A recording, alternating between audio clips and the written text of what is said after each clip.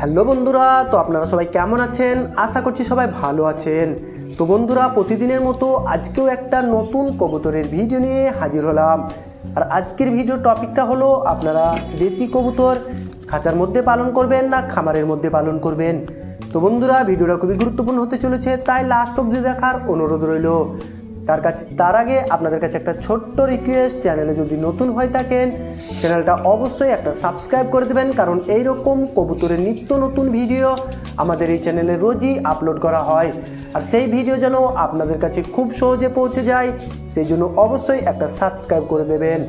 তো বন্ধুরা, এখানে দেখতেই পাচ্ছেন আমি দেশি কবুতরগুলোকে সব ছাদের মধ্যে ছেড়ে দিয়েছি আর সবগুলো একসঙ্গে ঘুরে বেড়াচ্ছে।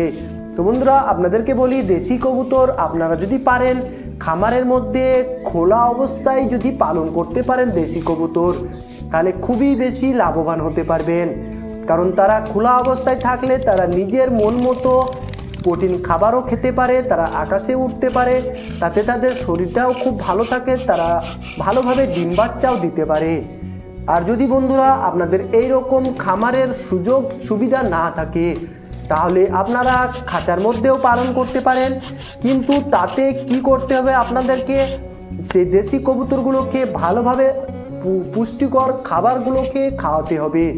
কারণ তারা যেখানে দেশি কবুতর তো খোলা বাতাসে আকাশে উড়ে নিজের মন মতো খাবার খেতে পারে, কিন্তু খাঁচার মধ্যে সেটা পারবে না। সেই জন্য আপনাদেরকে পুষ্টিকর খাবার ওদেরকে খাওয়াতে হবে, তাহলেও আপনারা এইভাবে খাঁচার মধ্যেও দেশি কবুতর পালন করতে পারেন। কিন্তু সবথেকে ভালো হয় আপনারা যদি খোলা বাতাসে খামারের মধ্যে যদি পালন করতে পারেন, তাহলে বেশি লাভবান হতে পারবেন। আর বন্ধুরা, ভিডিওটা কেমন লাগছে অবশ্যই একটা লাইক আর একটা কমেন্ট করে জানাবেন। আপনারা ভালো থাকবেন, ধন্যবাদ।